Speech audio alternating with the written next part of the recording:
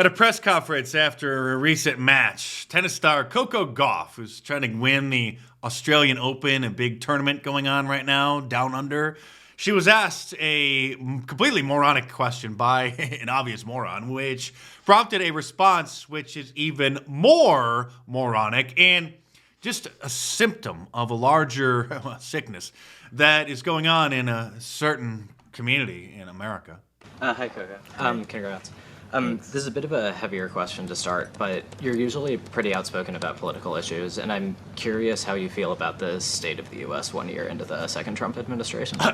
Sir, this is a Wendy's. This is a tennis tournament. Why are you asking a political question? Especially the most lame and generic question you could possibly ask. Gee, what do you think is just going on with politics these days? Please tell us your opinion. Celebrities know what's best.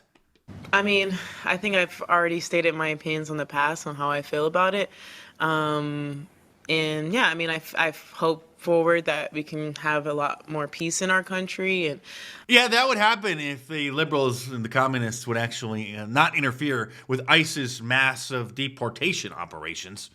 More kindness when the way we speak to each other about different topics and things like that. But yeah, obviously I've been pretty vocal about how I felt, and yeah, I don't feel at this point, I feel a bit fatigued talking about it. We're fatigued too, black fatigued. Just because of the fact that it is hard also, I think, being a black woman in this country and having to experience things even online and seeing your marginalized communities being affected. It's so difficult being a black woman in America today, especially when you can make $35 million just playing a sport, just hitting a ball around on a court. It's long overdue that everybody stop treating those who suffer from black fragility with kid gloves, just biting your lip and rolling your eyes. These people must be ridiculed and mocked endlessly until they cry themselves to sleep. We also have to mock, ridicule, and shame those who have white guilt, like Skip Bayless, who at least is coming around and made this stunning admission. I started watching the WNBA much more closely than I ever had, and I started to think, deep down in my psyche, wait a second, she's really good. Caitlin Clark, of course. But I'll be the first to admit, I felt guilty saying so on TV or on social media. I did not want to look like this red state white guy cheering for this red state white girl. Our country feels split enough racially already. I didn't want to pour gasoline on that fire. Maybe I was wrong about this, but Caitlin Clark started to feel like, to me, some sort of new right-wing symbol. White woman dominating the game, dominated by black men and women for years and years. I could almost hear some people thinking, white power, baby. Sports, up until the Black Lives Matter insurrection of 2020, was really one of the rare places where people's race didn't matter. Only thing that mattered is how good you are. What are your stats? How good is the team? How good are the players? But when a player who's demographically different from the usual suspects becomes dominant in that sport, then he was afraid to point out how good she was. We already have more than enough black people who have been born in this country, the small percentage who haven't been aborted, who hate this country and just can't get over what they hear about in school, in the history books that happened 150 years ago, that just hate this country. So we certainly shouldn't be importing more of them. Ilhan Omar, of course, case in point. The one place where we thought we would never experience this. This meaning America enforcing its immigration laws, ICE rounding up criminal illegal aliens and sending them home. Adios. Is the U.S. goddamn states. Well, you can always go back to Africa, where there are places like Tanzania, which is a neighboring country, basically, to her beautiful homeland of Somalia. where the locals in rural areas believe that by graping the albino people there, that it cures their AIDS. This clown, this LGBTQ tipped commentator on MSNBC named Ellie Mistel, now rebranded to MS Now because MSNBC is so worthless that they were tarnishing the NBC brand. Now MS Now. He is getting frustrated by white liberals who are not bending over and kissing enough black people's behinds. And the answer, as is so often the answer to things that are bad, is white people. There are X amount of white people, still a majority of white people who are all in on the racism and the bigotry and the sexism, and those are the Trump supporters. But there are the majority of Americans are racist. Well, actually, that may soon be the case because people like him are making people racist. But there are Y amount of white people, white Democrats, white liberals, who, given the choice between radical change and fascism, are still like, is there a third way? Is there right? I don't like these choices. He's upset that a lot of white liberals don't want to embrace communism, particularly racial communism, cultural Marxism. There are white liberals who want all of the economic benefits of oppression. He means capitalism. Without any of the fascistic downsides of authoritarianism, right? And they're trying to find it. They're trying to find how they can have just as much economic oppression as they want. Oppression, meaning capitalism, meaning these are the white liberals who don't want to go full socialist. They don't want their tax dollars to be taken and then given to the leech class, the entitled class, those who are lazy and losers and refuse to work and are irresponsible and morons. Without any of the Nazism. Okay, that's enough out of you, whatever your preferred pronouns are. Meanwhile, this CBS morning commentator, this racially ambiguous CBS morning commentator, is concerned that if we start colonizing other planets or colonizing the moon, that there might be too many white people who go and participate in those projects. If we want to keep growing a population, or if we want to live forever, all right, we're going to need another planet. So is that the moon? Because I don't want to live on the moon. Right? Will it serve as a functional life source eventually for human beings? And B, this guy probably has no idea that Elon Musk is having this goal of colonizing Mars, which we won't even get into. I think is completely idiotic. He should be trying to solve the problems here on planet Earth, unless he wants to start a whites only planet. That I can totally understand.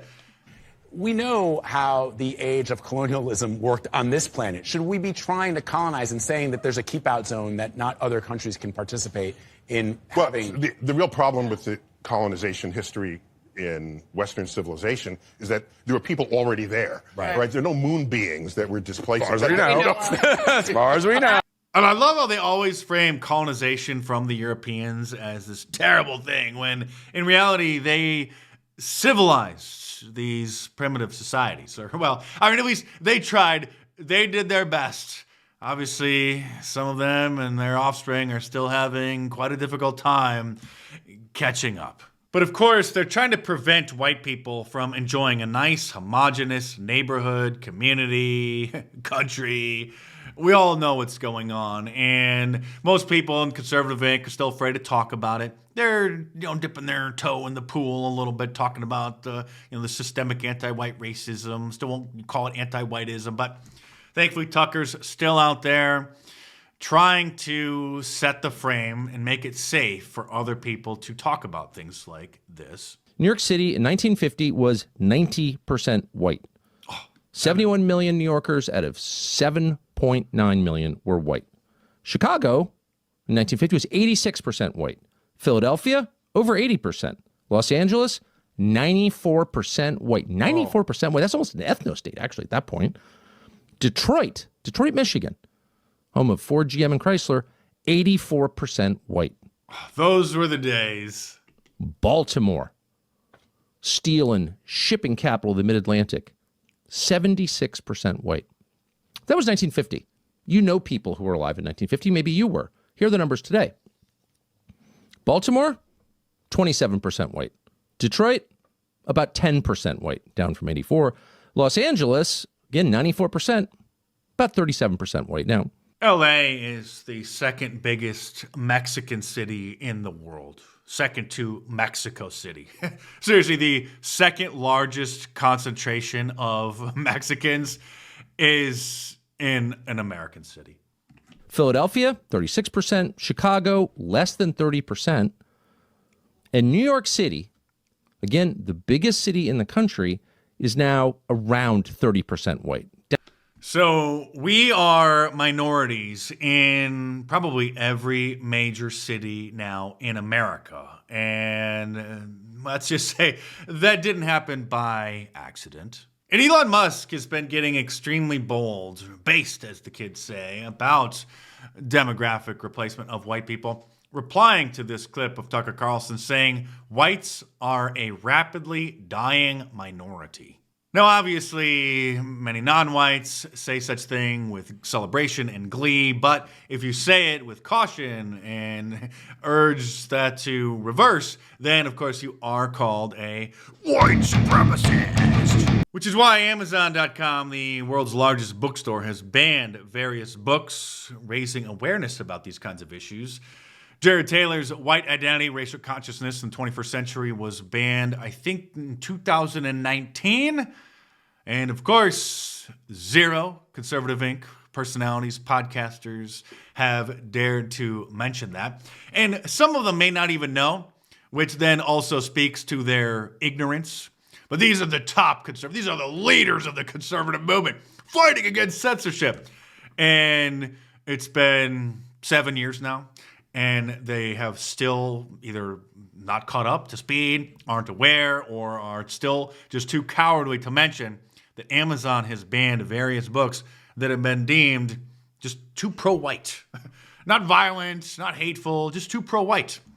Like David Duke's autobiography, My Awakening. Books about the alt-right, like A Fair Hearing, the alt-right, in the words of its members and leaders, so they don't even want you to hear their side of the argument. And other kinds of books as well. A History of Central Banking and the Enslavement of Mankind by Stephen Goodson. I wonder why they dumped that one down the memory hole. Culture of Critique by Kevin McDonald, who is a former university professor, a sociologist at California State Long Beach. Okay, so these aren't like fringe books written by some neo-Nazi that self-published them.